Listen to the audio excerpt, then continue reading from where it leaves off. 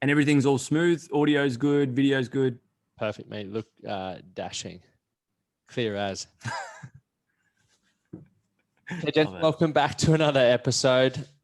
Sitting across from me, and I wish it was in person, is a great individual, a great friend, and someone who I was fortunate enough to be on their podcast. And we have very, very similar stories, as you will find out as we dive into this conversation. But welcome, Carlo. How you going, mate? Lachie, it's an honor to be here. I'm doing fantastic for this Monday. Yeah, I wish it was in person, and it will be soon. They won't stop us. Yeah, I know. Hope, fingers crossed. And how was the drive? I know yesterday you were doing a 6-hour drive from Melbourne to Mildura. Did I pronounce it? Mildura? Mildura, perfectly. Yeah, look, it's been something I've been doing since I got my license. And you know, if there's events wherever they are, however I get there for whether it's a company event or a friend's event or filming or whatever it may be, man, I love getting in the car and going on a road trip. I think the next one is going back up the East Coast to visit you. So 6 hours is nothing compared to that one. So I actually, like we were saying before, I enjoy it. It's my time alone when no one can contact me and I can actually listen to an audiobook or a podcast and zone out. Well, not zone out too far. I still got to focus on the road, but like it's almost meditation for me because there's nothing else to worry about. It's just eyes on the road and I can take in good information. Yeah, it's crazy how you don't realize until you actually are on a long drive how much you might use your phone to, whether it's to check social media, reply to messages or emails or anything like that. We're totally consumed. Well, I know for myself, I am totally consumed by my phone when it's around me. So making time to intentionally, or even if you're in a car where it's not really intentional, to switch off from your phone, you just do it because it's probably safer to get that downtime to be safe. I'm pretty sure it's a law. We should not be on phones when we're driving. Yeah, I'd assume it's the same in Queensland. No. Yeah. But mate, you guys do it different out there. Yeah, we do things differently around here, which is cool. But mate, I truly appreciate your time, and I know myself and everyone who listens to this episode is going to take away a heap from what we discussed today. And I know you've overcome a heap of adversity and had some cool experiences and are up to a lot of cool stuff currently, which is exciting to sort of learn about. But as always, you know, I'd love to hear, and I'd love you to share with the audience more about a lived experience that you've faced, and I guess some challenges that were thrown at you from that, and how you sort of overcame those challenges. Yeah, so just one or many. Let's see how we go. I know you've got a few.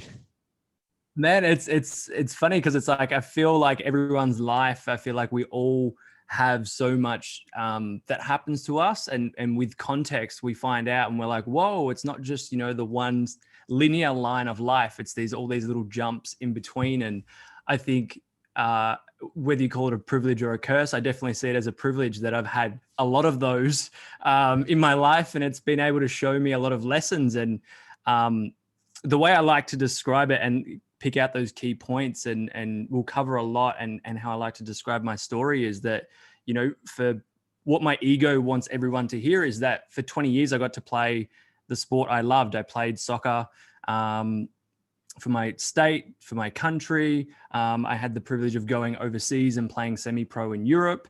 And that was amazing. Like I won all the awards. I haven't lost a game in 3 seasons. Like it's a great feeling. I love the camaraderie. I loved traveling with it. I love the people that I met. But during that time, I moved out of home at 16 to pursue it, like to move to Melbourne, 6 hours away.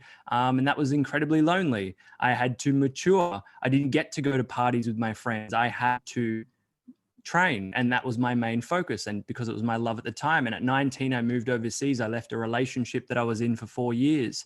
I went overseas and I got dropped by my agent after 2 weeks and said, you know, you should go home, you're not good enough, you're not going to make it. So had my dreams crushed in that moment. So at 19 years old, I guess I threw myself in the deep end, and I drowned for a little bit, and it wasn't fun. And I felt like that pressure was all from myself. It was all that self-inflicted, I'm not good enough, that judgment, what will others think of me? I'm not good enough. I came over and they said no. And I felt like I was holding myself underwater because I was like, why can't I just be accepted and show what I've got to show? I went to one trial and they're like, no, you're not good enough. So for me, I felt like I gave away, while playing soccer, I gave away my power to other people, whether it was my coach, my agent, whatever it may be. If they said, well done, I was amazing. But, for most of the time they didn't. And for most of the time I played a great 88 minutes, and those 2 minutes I didn't play well, I would keep that on myself for the whole week, and I'd put myself down and I'd beat myself up about it. So for so long, there was always so much pressure on myself to be perfect and amazing. And, I got my heart broken from the thing I loved so much. What my ego wants you to hear is that right now I have amazing relationships around me. I have the most supportive best friends you could ever ask for. They've been there through the ups and downs, supported me in so many different ways. I have a great relationship with my family.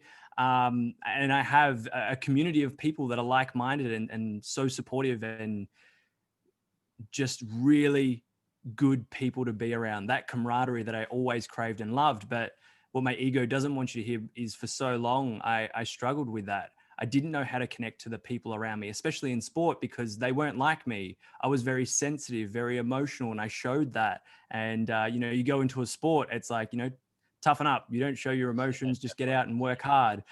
No one cares. We want to, beers, bevs, bags, whatever that was back then. And yeah. And for me, I was different. I loved personal development. I loved,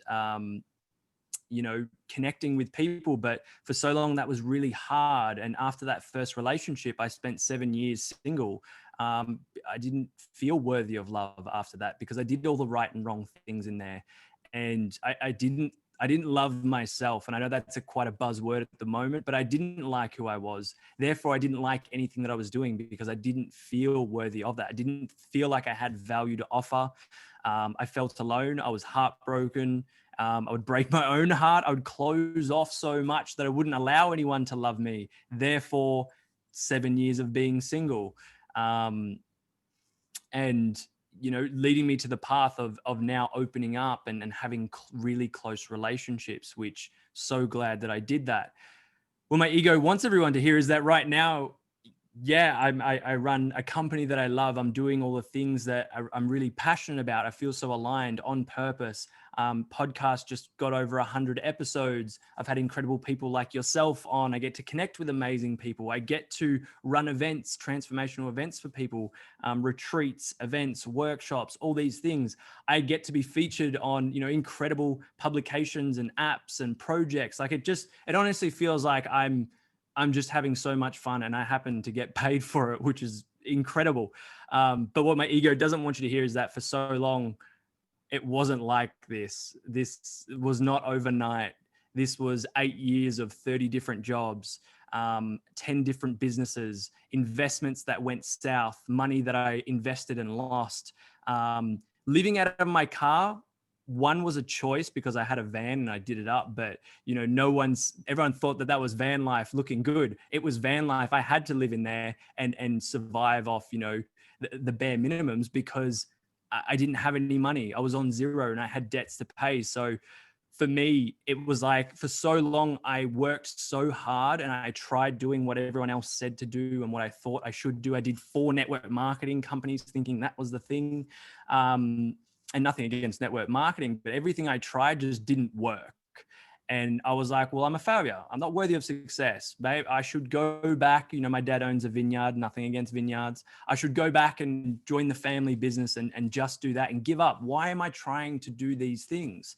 And for me, it felt like I was lacking purpose, especially when I was in, multiple of those 30 jobs. They were just to get by, just to make money. But I felt that lack of motivation, lack of alignment. And I guess throughout my life and throughout that journey, those key highlighted moments, there's obviously heaps that has happened, but I had so many situations that threw me deep into discomfort, massive challenges that I chose to face, and they beat me down a lot and they did leave scars. But for me, I always knew that if they can do it, I can do it. If there's a problem, I can overcome it. I always had that belief that I'm going to be David Beckham of whatever industry I go into. And obviously at football at the time, that's what I wanted. But for me, it was like, but I also want to make an impact. And, you know, I realized that everything was on the way, not in the way. And I delved deep into personal development since I was 18. And that's what's kept me going. And I discovered what I think my purpose is. And I discovered what things that I was passionate about. I mixed the things I was good at with the things that I was passionate about. And I created something of service to serve other people. And, you know, whether people call it luck or fate, whatever you want to call it, I created the life I'm living now because I was sick of the life that I was living and the results that I was getting. And it was like, there's got to be a different way, because what's the alternate? I keep doing the same thing and getting the same result. No, I wanted to live that epic life. I wanted to give back. I wanted to transform people in their lives and their mindsets, whether it was from stage, whether it was from podcasts, whatever it may be. I just wanted to help people live a better life and not realize their potential, but at least go for their potential and live in their potential in any way possible. That is a powerful snapshot of your journey. And, you know, where you said multiple times, like you chose to get to where you are, and people can say it's luck or whatever they would like to, you know, choice of words they'd like to use. But once you make that conscious choice to go after what it is, and you said, you know, there was 30 plus jobs there. Some of them were serving the purpose of just keeping yourself in the you know, a van over your van over your head, no, but roof over your head, like, but you were still pursuing more. And one thing, you know, you started personal development at 18. That's incredibly, for where I came from in the world that I grew up in, like that's incredible. And that's something that I wish, you know, we even learned from an earlier age. But 18, how did you get into it at 18? Like what sort of brought it into your mind frame that, you know, you could start learning to be better, learning different skills? Where'd that come from? It was actually 17. I joined a network marketing company. You're supposed to join at 18, but I was too eager. I think it was a couple of months to my birthday, and I was like, I'll just do it. I won't tell them my birthday. It's not like I'm going to be a top earner in, you know, 3 months. And I think in that environment, I was surrounded by people 10 years my senior that had life experience, 10 or 20 years my senior. And in that company, yes, there was a product and, you know, they were all great. But the other half of that was mindset was you need to read this book. You need to discover your values. And it was Tony Robbins. It was Jim Rohn. It was, all the greats like that, man. I can't think of their names now from back then, but all the people that I was looking up to, and going from that, we were like, you've got to go to these events. You have to learn from these people, the company events. And it was just leadership on a whole new level. There was personal growth on a whole new level. And like you said, like I wish I had learned it even earlier, but that's why I guess I can sit here at 26 and be like, from the life experience, but also, like I was saying, that drive, I used to do that drive so much. I spent so much listening. I had CDs, like a CD player. Yeah, I'm not that old. A CD player, a little Walkman thing that I would put these CDs of, it could be selling or personal growth, and it would always be going in my ear. And I always knew that information in would equal information out. And if I was putting in good stuff instead of drama TV shows or, you know, certain styles of music or whatever it may be, I was feeding my brain with good stuff. And now it's like, no wonder why I was so kept on track during those times. I never got to the point of going, I give up, this is it, because I always had that little voice of these people that I would listen to, and it would just keep coming back in. And I guess that's what created that inner peace and resilience throughout all those challenges that happen. Mate, it's mine was the same, network marketing. I was 23, 24 when I started. I wish I found it earlier, and you know, everyone has their own opinions around it. But what I took away from it was exactly as you mentioned, like you're going into these rooms, getting to learn from people from all walks of life, but everyone has a common goal. They want that freedom of choice, and you start learning from people who earn 6, 7 figures, whatever. But one thing that they all promote heavily, aside from obviously the product, is learn. So read, grow, choose an appropriate environment to be around like-minded people who are going to support and encourage you and empower you to be the best version of yourself. Like, the thinking now, like, it seems very simple, but back when I first got introduced to it, as I imagine you was, it was so foreign, but it was also so exciting because, as you mentioned, I used to do the drive from Toowoomba to Brisbane to meet my partner nearly every day, and that's a 4-hour round trip. But I'd be the same. I'd have CDs in the ute. Like, for me, I had Preston Smiles, I had Jim Rohn, I had Tony Robbins, who asked Zig Ziglar, like learning sales and personal development as well. And it's because exactly that. Like, when I was on the job site, it wasn't conversations like that. It wasn't information like that. It was all negative, and it got you feeling down, or it got you bitter. And then you jump in the car and turn something like this on. You're like, nah, I'm taking ownership of my life, and I'm gonna change. Like, I'm in control. I just got to keep learning this stuff. I got to keep, instead of listening to the music that I want to listen to right now, I'm going to listen to something that's going to change my way of thinking and maybe teach me something that can change my life, which is, obviously you look where you are, and I'm also proud of where I am. And I truly believe it's because of the time that we continue to invest in ourselves and people that we hang around. And, it's not always easy, and there's stuff that challenges you continually, but it, helps you put one foot in front of the other on those days where you don't necessarily want to do that. But going back, obviously, so you started at 17, that's an incredible thing. And the compound effect of where you'll be, 26, 27, think about 37 is pretty exciting. But, going through that, you would have just started the network marketing, I guess, your personal growth. Did that help, obviously, when you went to Europe as a 19-year-old, and, the dream was to be like Beckham, and then to get dropped by your manager 2 weeks into it? That's pretty rough. But how did you sort of handle that whole process? What was that like for you?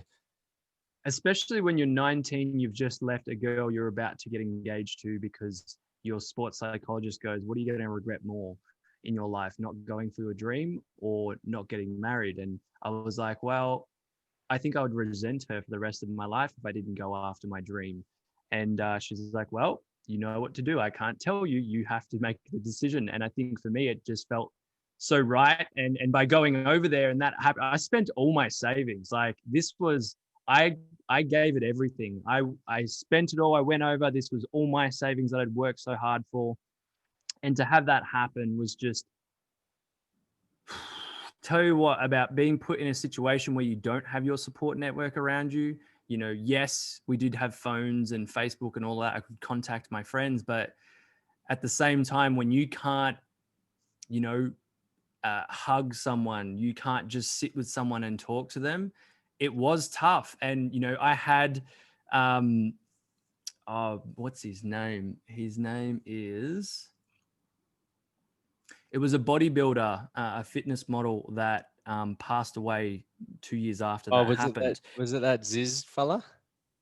No, not Ziz. It was, I can't remember his name, but he had these quotivational videos on YouTube where he'd be working out, and he'd be, he'd just be saying quotes as he's doing it, like really inspirational stuff. And it was, you got to keep going. Life's about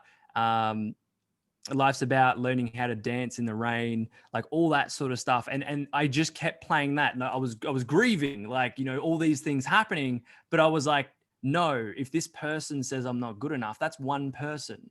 There's 5,000, if not more, teams in this town. I'm going to go make another one. And I did. So 2 months later of staying there and doing what I had to do, I made a team. It wasn't in the level that I wanted to be, but I made a team. And I was like, I stayed there for 2.5 years, and it was an incredible experience. I don't regret it at all. Like, I met one of my best friends over there. I had some housemates that went on to are now playing pro. I had some that also went on, like me, to quit and not play anymore. And at the time, like, I just can't really paint that picture, because it was like so many emotions, but you're also over in a foreign country. If you were home and you could go home to mum and dad, totally different story. But I guess in that, it wasn't like, hey, suck it up, you've got to do this. It was, hey, you need to learn how to regulate yourself. You need to learn that inner peace. You need to learn that inspiration and motivation from yourself. When you don't have anyone around you, put it this way, it's like a forced vipassana where you have to sit, you have to motivate yourself. Like no one was going to come over and find me a club. No one was going to come over and pay my rent, or no one was going to come over and buy my food. I had to do that myself. And I think it helped from 16 living on my own away from my family. Definitely matured me quicker. But also, you know, that experience was like, I look back on that and I go, whoa, that was what, 8 years ago that happened, 7-8 years ago. But it set me up to be like, I don't stress anymore. Like I can have nothing and I can have everything come to zero and I'll still be okay. And I think that's what's built that resilience and that belief that it doesn't matter what happens to me. I've got that. Yes, it'll be challenging and it might throw me off at the time, but it's like, I'll get through this. I've gotten through worse. I've been lost in Paris when my mates left me on a night out, or in Belgium, and didn't know where I was going, didn't have any money, but I found my way home and I'm fine. Like I've been chucked in so many different situations that one was probably the key one at that time, because everything was taken away from me that I loved and held as security in my life. I think that's such a powerful experience to have. And I had one relatable going to France, but I think once all of the lifelines are taken away from you, or they say when you really want to commit to something, burn the boat or burn the bridge or whatever it is. Yeah. That's essentially what you did. And when you get lost in Paris at night, or at moments like that where you'd normally go, I know where my local this is or that is, or I can call my mum or call my mates, takes the edge off. But when you don't know what to do, it forces you to start thinking, right? It forces you to face the problem that's there. And one, you can either let it cripple you, or two, you can work out how to solve that problem. And one thing that I really took away from all those, what you just said, learning the inner peace, learning to regulate your emotions and deal with what's in front of you, to me, it rolls back to just learning to take responsibility and ownership for your life, and trusting that regardless of what comes your way, adversity, challenges, you'll be able to do whatever is necessary to overcome that and move forward. And I think it's something that a lot of people and men, especially that are, I work with, or that are coming towards, probably you said in with the conscious community as well, conscious collective, is that people have lost the ability to think for themselves and problem solve. And the exciting thing is, by hearing your story, or there's a lot of people doing incredible things at the moment, is that it's like, okay, well, once I start learning to take ownership and appreciate who I am and where I am, my benchmarks right now, I can only grow from that. And yeah, as you mentioned, the emotions may be scary, the situation may be scary, and at the time you may go, oh shit. But when you work through it, looking back, it creates a whole new level of person.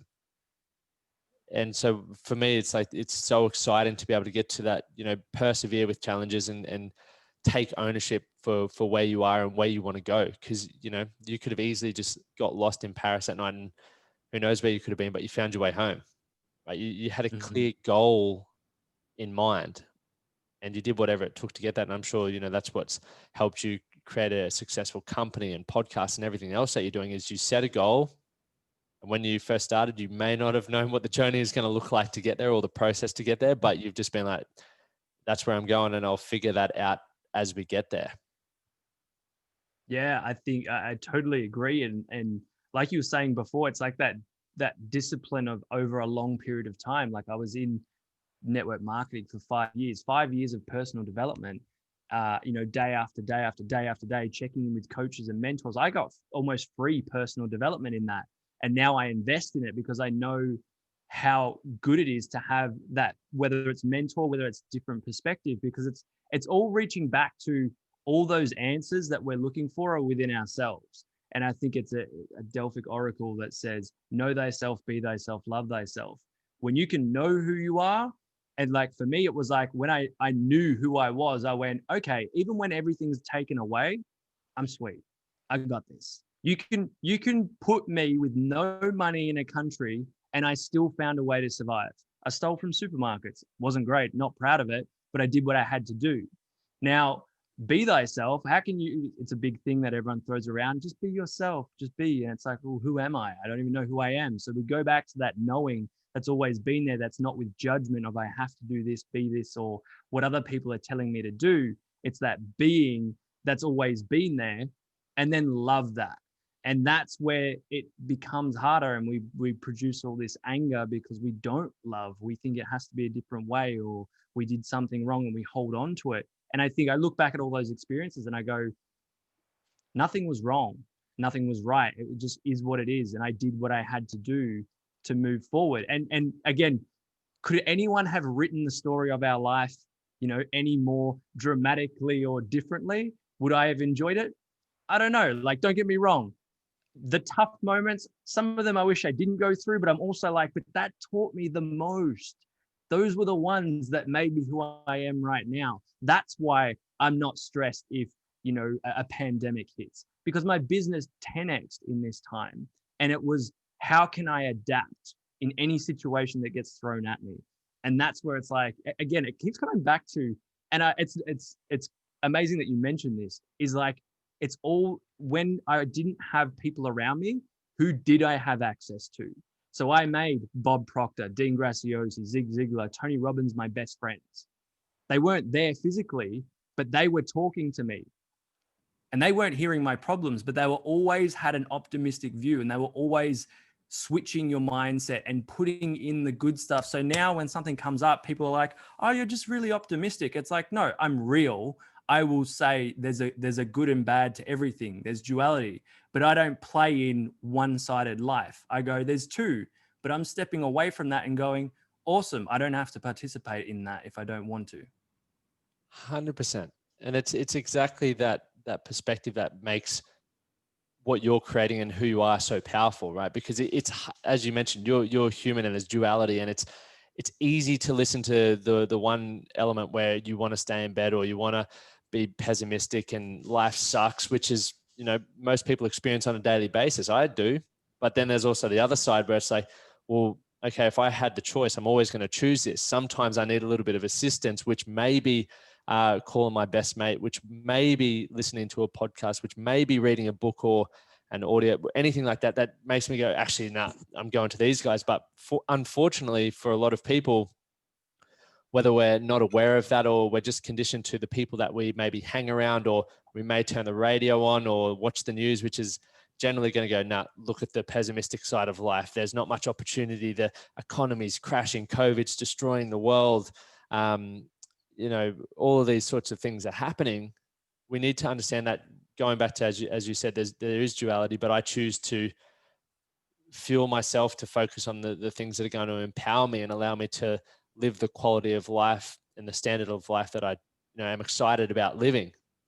And I think that's such a powerful thing for everyone listening.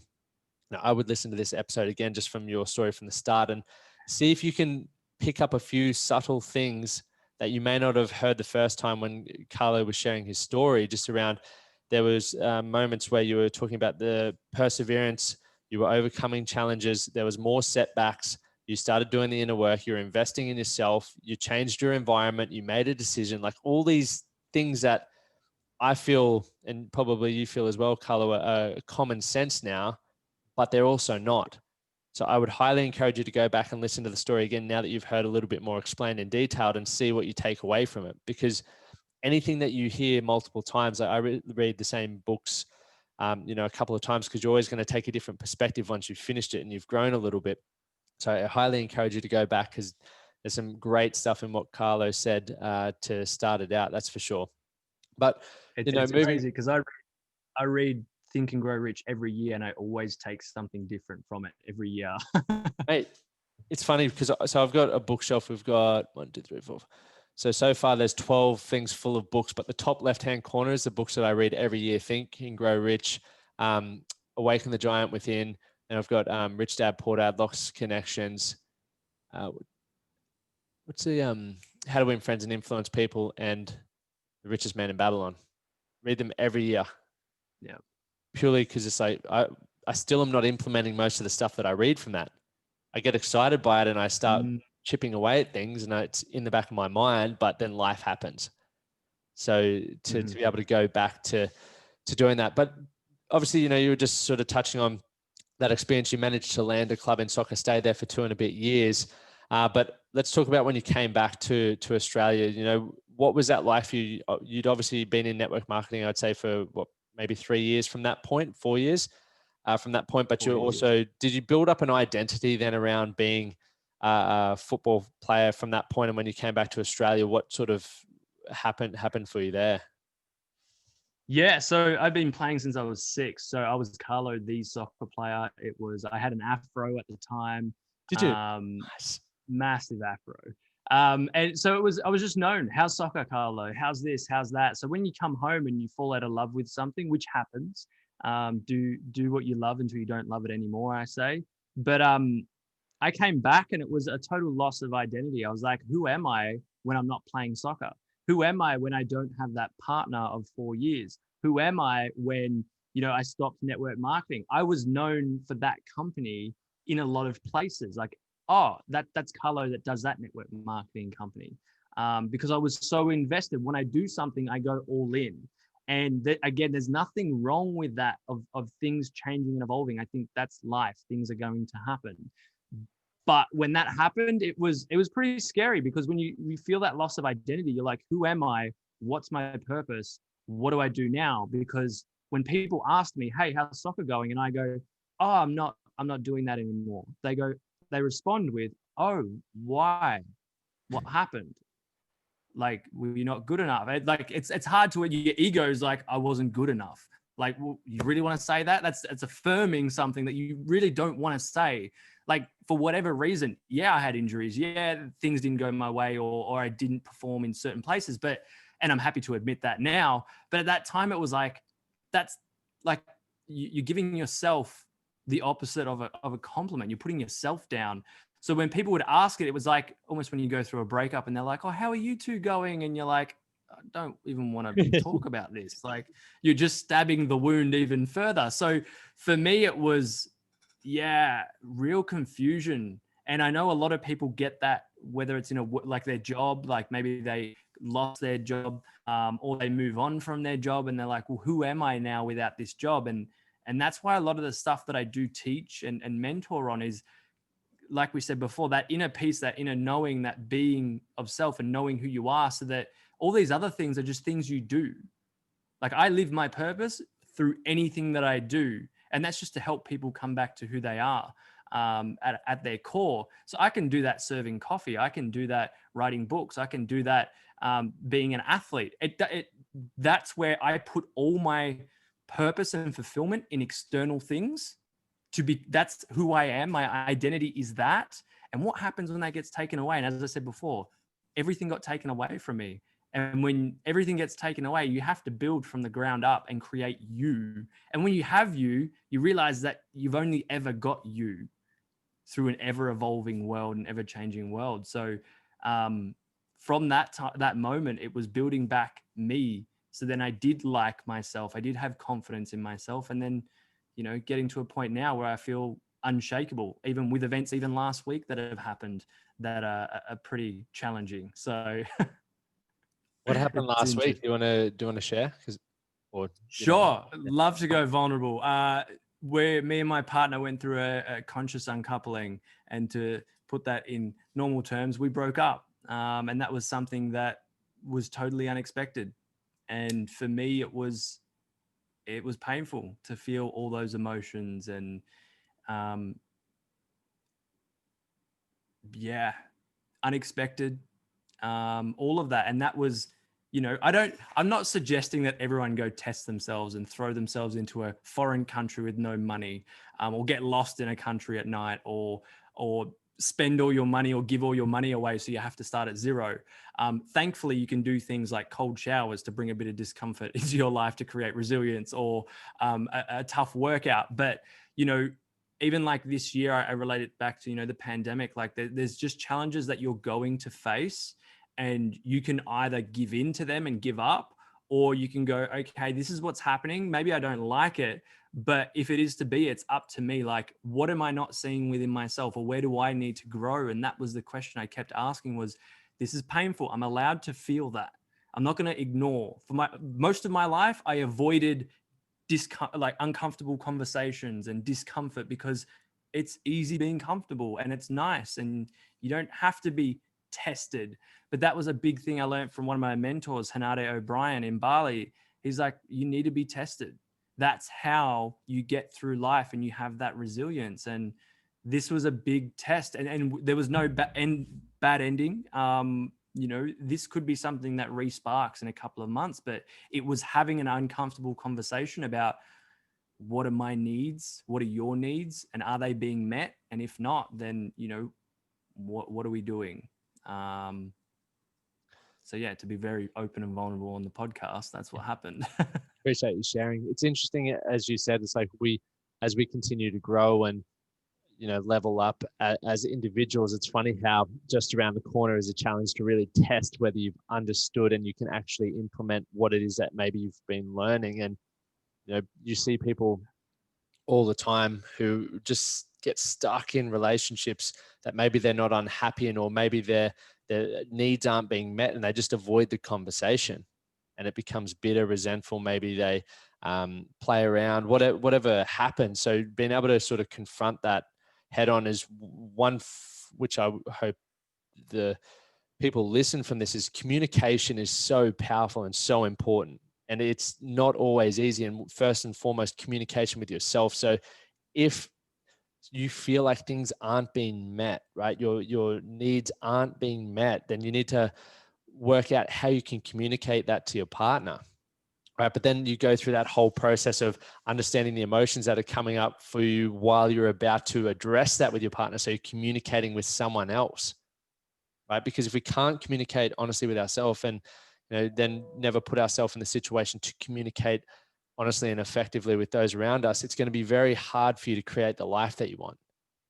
And as you said, like that, this conversation and what you've gone through over the last week, Carlo, might be something that finds its way back into your life over the coming months in a much stronger position. We don't know, but nothing in life's absolute, and everything's there to be improved upon. And it's through communication, reflecting in with yourself. Like, as you were saying at the start, the benefit of having a 6-hour drive one way gives you a moment in time to just slow down and think, right? The beauty of COVID for a lot of people has slowed us down, slowed the world down, and made us, start thinking about what's actually important to us. So then, we have these moments, and it's up to you as an individual to think about, what are you going to do with these thoughts? Are you going to act upon it, or are you just going to go back into everyday life? But Carlo, you were saying before, the know thyself, be thyself, love thyself. I think that's awesome. Might even be the name of this podcast. Who knows? But when we go back to, and I can promise you there's a lot of blokes listening to this who will go, well, how the hell do I know myself? For you, when you were in that point, because I would imagine, coming back in and being lost with that identity, how did you sort of start answering that question? At first, I started asking the question. That's the thing we avoid.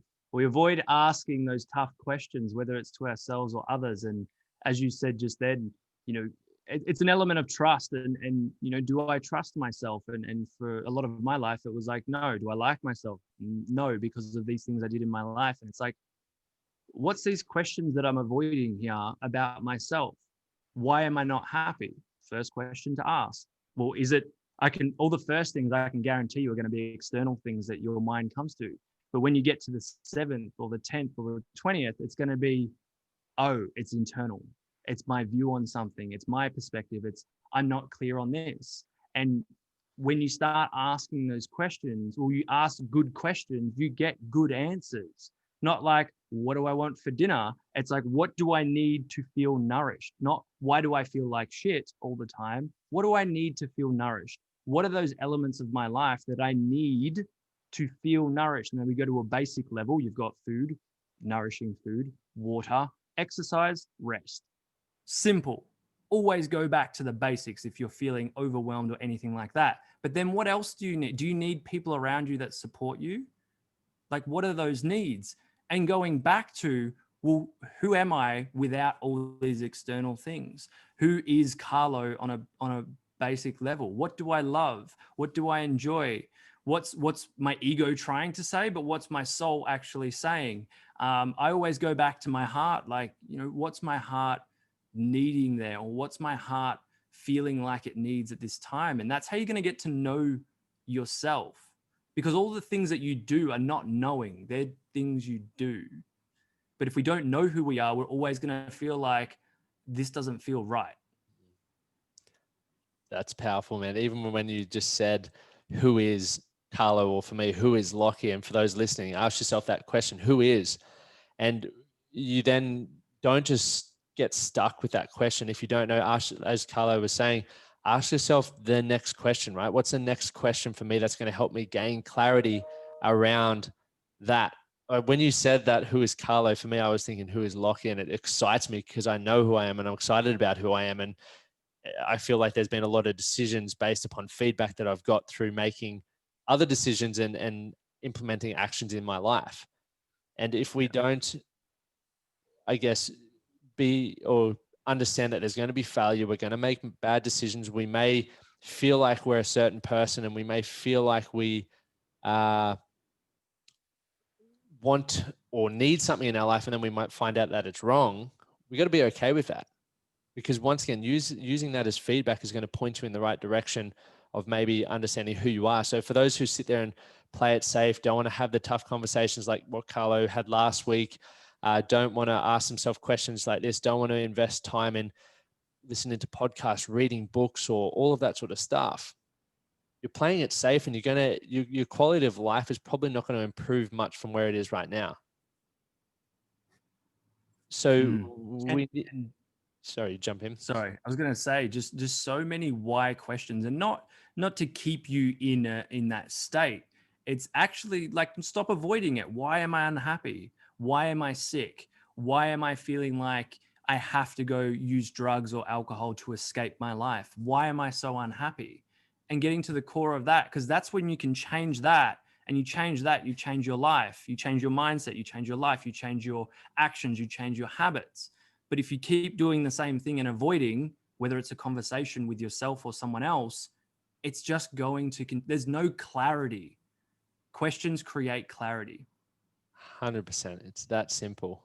And once again, you might not always like the answer that you get back, but when we go back to, as you were saying, one thing you do really well, Carlo, is take responsibility. If we take responsibility for where we're at and the answer that we get, we can change it. If we choose to go, I don't like that, I'm not going to accept responsibility for that, I'm going to look to blame, you're never going to be able to change it. You're just going to prolong what needs to happen in order to create that change. So the opportunity is there for everyone sort of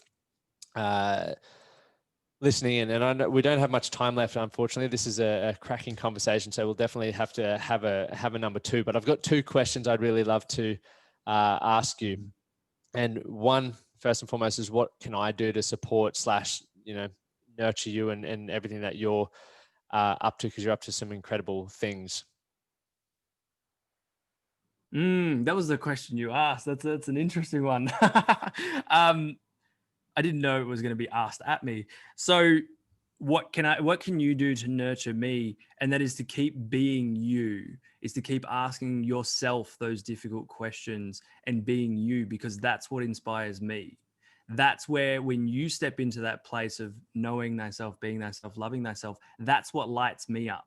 And when we come together without judgment on, you have to be a certain way, or you didn't do this for me, you came on my podcast and you didn't come on mine, and whatever else, when you show up as you in a pure state, that makes me inspired. That makes me, a rising tide raises all ships. It raises me up.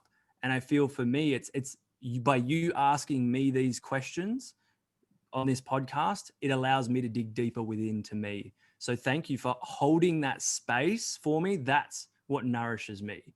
Asking me, actually giving a shit about the person you're talking to and holding space for them, can honestly do so much. And that's why I love, being on the other end as well, because I love holding that space for people. So yeah, being you and holding that space for someone else can do so much for someone, including myself.